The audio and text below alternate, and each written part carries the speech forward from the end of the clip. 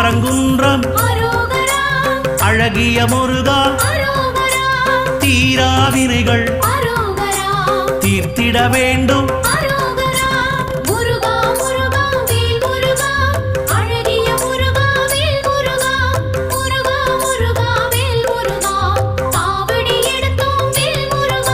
சுவாமி மலையனே ஏரகத்திரைவா அப்பனுக்கு பாடம் சொன்ன ஆறுமுகவேலா